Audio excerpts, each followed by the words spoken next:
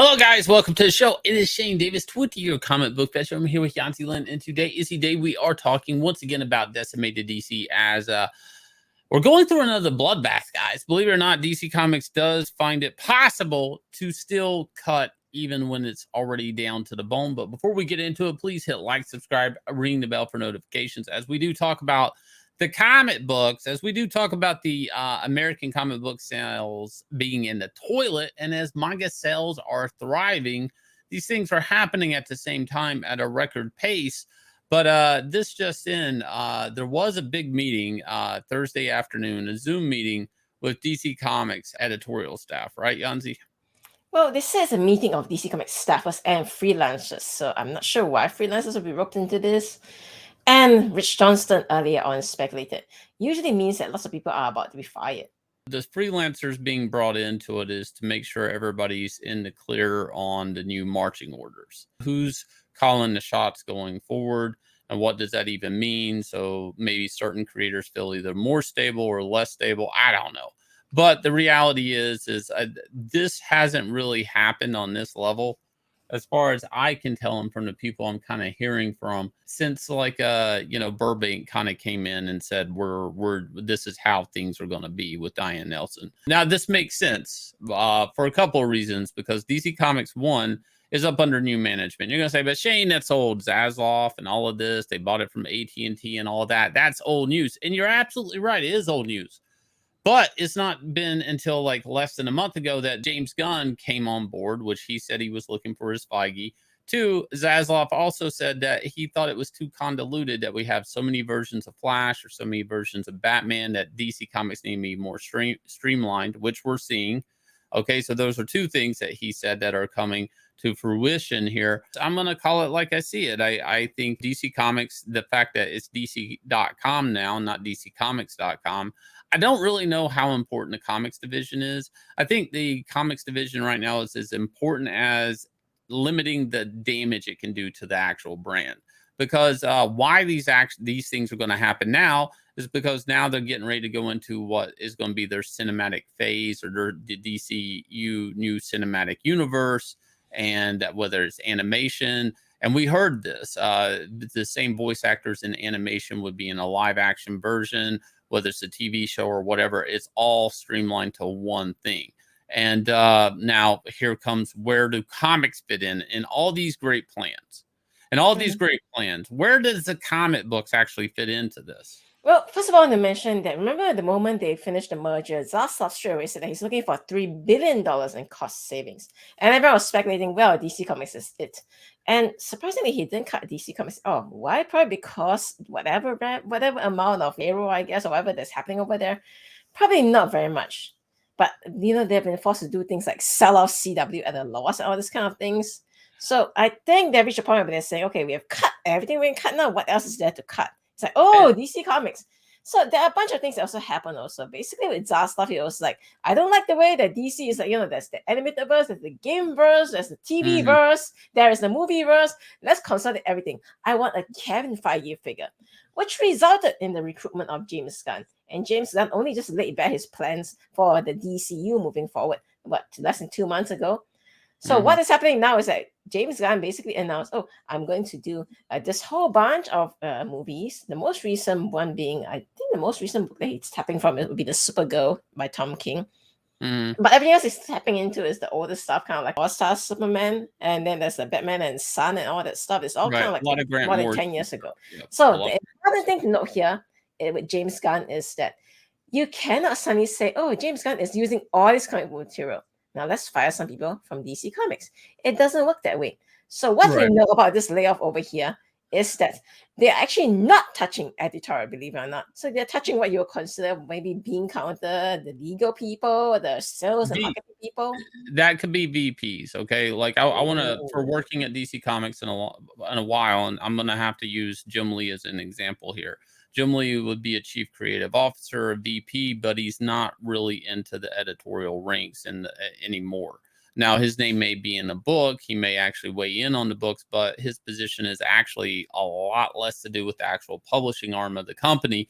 You wouldn't think it. You would think like the higher ups are the ones that won't be cut here, but that's not really the case because if they're maintaining any sort of publishing arm, they actually do need the actual editors on the books to kind of stay there to get to traffic work, to actually move things around, to make sure the books are done, to get the files where they need to be, to run up and down the hallways. Now, that's not really going to stand for these big VPs. Now, maybe editor in chief, maybe the actual publisher, sure. But again, Jim Lee did not want to be he was co-publisher, and then Dan Didio was fired in a bloodbath or let go or quit, whatever the case that is. And then he was publisher there for a little bit, and then he's like, I'm not doing that. And he went to other Mary Javins and people like that. Wait, this just occurred to me. Isn't Jim Lee's position basically what James Gunn is taking over right now? In a way, and that's what's interesting. And when new management comes in and they buys this company, which is what Zaslav did, he buys up this company and he goes, I want different results out of the same characters, the same product. You're pretty much going to fire the people that were managing those characters or product before, because you're wanting different results. Because if you don't get different results, you will end up like AT&T and having to sell this off for a loss because you couldn't manage it. And that is a thing. And look, I love Jim Lee as a comic book artist. I do not love him as a leader of a publishing arm in comics. I quite simply don't. And no matter where I'm at in life and later on, I'm always going to look back at this time period as a lack of leadership in DC Comics. The company really doesn't know where it's going. It's very woke. It's pandering. Rarely ever is anybody talking about what's actually happening in the book, but they're talking about representation and new characters, what their assigned pronouns are. That's how they've been trying to sell DC Comics. And it's got diminishing results. Like we're seeing sales down, manga kicking up. I mean, why is My Hero Academia selling, but Legion of Superheroes isn't? You know, the only book that sells at DC right now are Batman books, and that's it. You must have just called it the Batman Company already. But the gas will run out of that tank eventually. Fans will become tired of Batman. And I know that sounds weird. You're like, Shane, nobody's ever going to get tired of Batman. They will if you're selling 20 some books a month of Batman. That's the actual problem. You will eventually start to harm Batman as a brand. And then all the Robins, you guys sell all those because you need something else besides just Batman on pages. It's way too much for a publisher to lean on. Okay, at that point, like, I mean, even if your Discovery here is Zaslav, it's like there's a bunch of other IPs that are not selling. And that is whoever's managing this company, you're doing a very poor job, because he's going to go out here. He's going to try to sell a Booster Gold movie. You know, he's going to try to sell a Creatures Commando film. He's going to all these other things, Swamp Thing. These things, they need somebody who knows how to sell it. And if they can't sell it in comics, chances are they're not going to be able to sell it anywhere else. And somebody's going to say, well, Shane, they don't need comics anymore to make a Swamp Thing movie. You're absolutely right. That's the point. Why do you need comics? And right now, people at DC Comics are going to have to pivot, going to have to show results to actually fight for their supper, to live another day. I hate to say this. DC Comics is probably at its darkest hour right now, because look, I said I think there's a superhero fatigue coming. I think this DC cinematic universe thing that they got James Gunn in on and everything, if it stumbles out the gate, like, it's over. There's just no whatever reason. DC Comics right now, they need to at least show that they can make comics that are worth a damn on these characters, because right now a lot of the source material they're pulling from doesn't look like it's coming from anything recently, and that's problematic in my opinion. But you guys let me know what you think below. What's your over under on Jim Lee being there past tomorrow, past today, whatever, 2 weeks from now?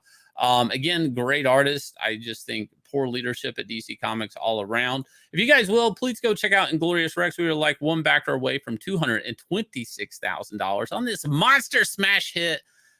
Fight 'em up, beat 'em up, mayhem monster book, Inglorious Rex. If you like it, if you like Rocky, if you love Godzilla, you're absolutely going to adore Inglorious Rex. I'll leave you guys with a trailer for this smash hit comic and catch you guys again with another video. Get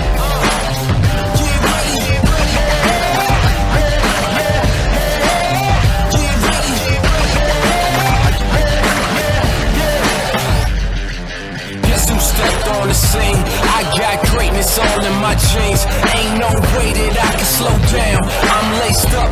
shake the ground. Can't touch the crown, but you can kiss the ring.